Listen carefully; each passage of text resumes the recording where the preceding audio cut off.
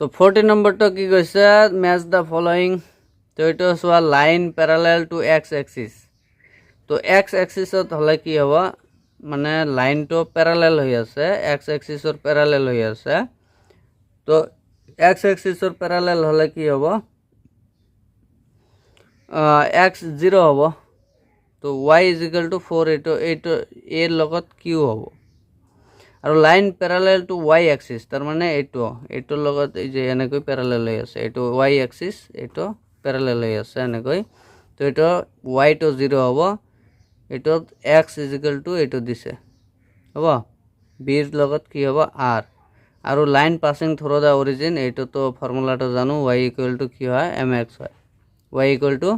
mx হয় তো এইটো কোনটো কারেক্ট অপশন হ'ব এর লগত কি আছিল কিউ বিৰ লগত কি আছে